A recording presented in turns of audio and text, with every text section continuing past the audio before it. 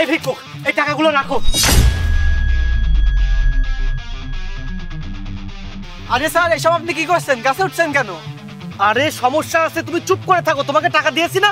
কেউ আমার কথা জানতে চাইলে বলবা না যে আমি এখানে আছি। কিন্তু স্যার, সমস্যাটা কি? আরে তুমি তোমার কাজ করো, তোমাকে এসব জানতে হবে না। এই তুমি কি এদিকে কাউকে দৌড়ে পালিয়ে যেতে দেখেছো? কি হয়েছে স্যার? আপনারা কাকে খুঁজছেন? আরে বেটা, তোমাকে এত কিছু জানতে হবে না, তুমি শুধু বলো এদিকে কাউকে দৌড়ে পালিয়ে যেতে দেখেছো কিনা। স্যার, কত মানুষ কতভাবে চলাফেরা করে, ছুটাছুটি করে। বিষয়টা না জানলে কিভাবে বলবো কেউ দৌড়ে পালাচ্ছে না বিপদে পড়ে পালাচ্ছে না কাউকে উপকার করতে পালাচ্ছে? তা অবশ্য কথাটা ঠিকই বলেছো। তাহলে শোনো,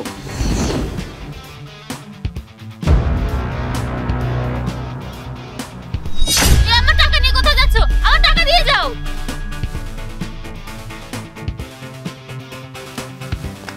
এই কি হচ্ছে আপনার? ওই ছেলেটা আমার টাকা নিয়ে গেছে। ভাইয়া, দয়া করে আমাকে সাহায্য করুন, ওকে ধরুন। একদম ভেবো না বোন, আমি একজন পুলিশ অফিসার, আমি দেখছি, তুমি আমার সাথে চলো। এবার বুঝেছো কি হয়েছে? এবার বলো তুমি এদিকে কাউকে পালিয়ে যেতে দেখেছো কিনা। কি? টাকা চুরি করে পালিয়েছে?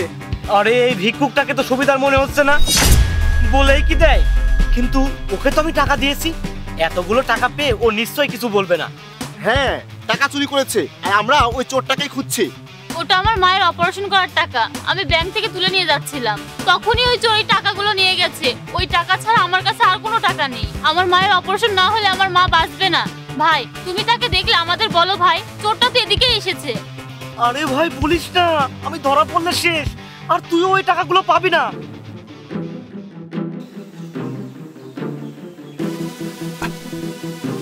হ্যাঁ স্যার, স্যার ওই চোরটা ওই যে গাছে উঠেছে। হ্যাঁ?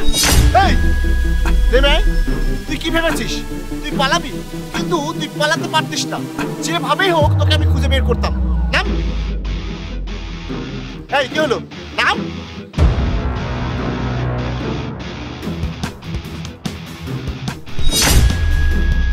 এই দে, এই মেয়েটার টাকা কোথায় রেখেছিস?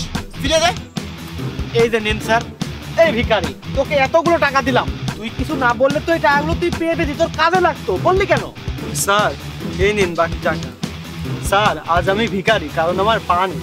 স্যার, আমি কাজ করতে পারি না, কিন্তু আমার বিবেক বলেও একটা কিছু আছে। স্যার, আমি একজন অসুস্থ মানুষের চিকিৎসার টাকা একটা চোরকে সাহায্য করে নিতে পারবো। স্যার, আপনার তো নিজেরও লজ্জা হওয়া উচিত। আপনার হাত পা তো সবই আছে, তবুও আপনি কাজ না করে চুরি করে বেড়াচ্ছেন। এর চাইতে ভালো হতো যদি আপনি ভিক্ষা করতেন। বাহ, দারুণ বলেছো ভাই, তোমার কথাগুলো শুনে অনেক ভালো লাগলো। তুমি সত্যিই একজন ভালো মানুষ। আরে ও তো ঠিক কথাই বলেছে, তোর হাত পা সবই ভালো আছে, তারপরেও তুই অন্যের টাকা চুরি করিস কেন? কাজ করে খেতে পারিস না? আর চুরি করার আগে কি একবার ভেবে দেখেন আপনি যার টাকা চুরি করছেন এই টাকা তার কত দরকারি? এই টাকা হারালে তার কতটা ক্ষতি হতে পারে? আপনি তো এক মুহূর্তে টাকাগুলো চুরি করে নিয়ে যাচ্ছেন, কিন্তু একবার কি ভেবে দেখেছেন এই টাকা জোগাড় করতে তার কত সময় লেগেছে? আজ এই টাকা না পেলে আমার মায়ের অপারেশন হতো না, আর অপারেশন না হলে আমার মাকে আর বাঁচানো যেত না। হ্যাঁ বোন, আমি খুব সহজেই টাকা চুরি করে নিয়ে যাই, কখনো এইসব ভাবি না। আর আমি সুস্থ মানুষ হয়েও এই অন্যায় কাজ করছি। আসলেও আমি এই ভিখারির চেয়েও ছোট। এই চল, তোকে এখন থানায় নিয়ে গিয়ে তোকে তোর আসল শাস্তি দিব। স্যার, আমাকে ক্ষমা করে দিন, আমি আমার ভুল বুঝতে পেরেছি। আমি তওবা করছি, আমি আর কখনো এরকম কাজ করব না। আমি পরিশ্রম করে কাজ করে খাবো। ভাই, তোমাকে অনেক অনেক ধন্যবাদ। তুমি আমাকে ধরিয়ে দিয়ে আমার চোখ খুলে দিয়েছো, অনেক উপকার করেছো। স্যার, ওনাকে এবারের মতো ক্ষমা করে দিন।